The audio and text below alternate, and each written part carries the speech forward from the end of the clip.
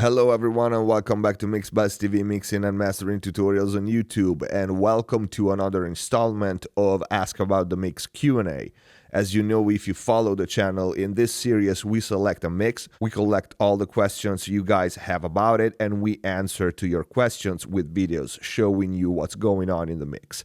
Since the video replies are long, we decided to split the videos by subject. You will find the other videos here and linked in the info box down below.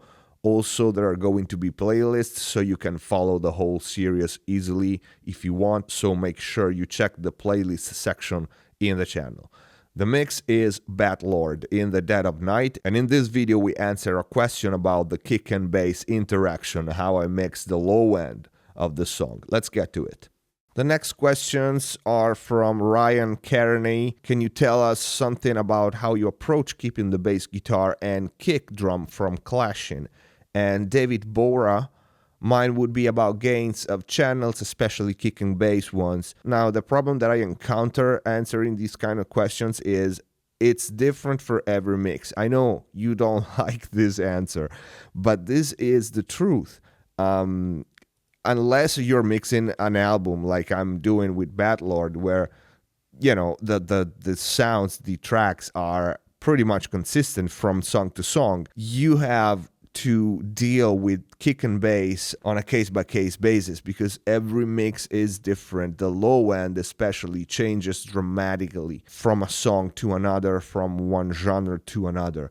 But let's see what did I do, especially on the output buses of drum and bass. Now, I said that I had a compressor on the kick drum, which was a VLA2, which I don't have here, so the kick doesn't sound exactly the same. But like I said, I will try to integrate the video with the difference with and without the compressor, if I can in this video, or make another one. So let's go to the output buses of drum and bass.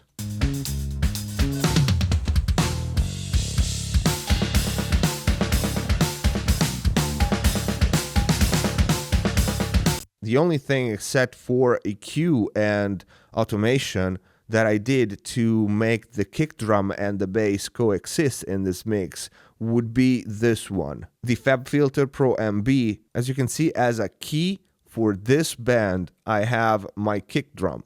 So the kick drum is sent to this kick sum bus, and the kick is ducking this range, the sub frequency, from 83 down below every time it hits. As you can see, this band has the external side chain engaged, and if we audition,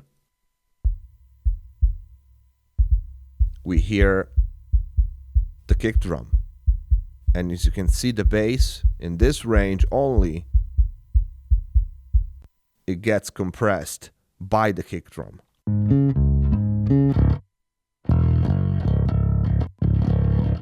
You can see my settings.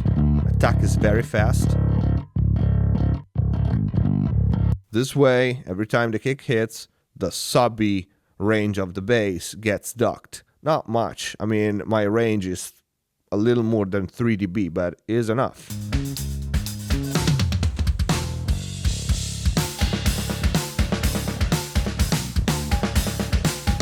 So I can point out this one thing. Aside from EQ, I have my drum bus cut at 36 Hertz, and what else? A little 50 Hertz with the API for the kick, for the body. And as for the bass, I have just a low cut here at 32, pretty steep, and this notch at 96, which is probably where the fundamental of the kick drum was.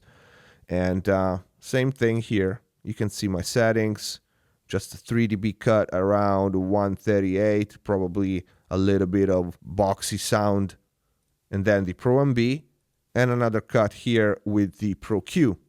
Now, one thing that I have to say is one of the biggest component for this mix, for the low end of this mix, was the Drummer 1973 compressor. I will link the video here and in the info box down below because I don't have it. But as you can see, it was the first slot on the master fader, and that was a big part of the low end, or how I shaped the low end. And not saying you need a multiband compressor to do that, but it definitely helped me. It really was a pretty big part because it was keeping the low end very solid and allowed me to inject more energy without it being boomy and without it taking over the whole mix. So that compressor on the 2-bus was a big part of how I managed my low end for this mix. Like I said, there is a video of this mix with and without that compressor on the 2-bus, so you can listen to it. So this is it for this video of Ask About the Mix Q&A. I'll link the other videos here and in the info box down below. If you like this video, please click the like button, very important. If you have any question, write it in the comment section down below or on our Facebook and Twitter page. Join us on Facebook and Twitter to stay in touch with us, ask questions, and be up to date with all the upcoming videos and news about the channel. Support MixBuzz TV by sharing our videos on social media, groups, personal pages, blogs.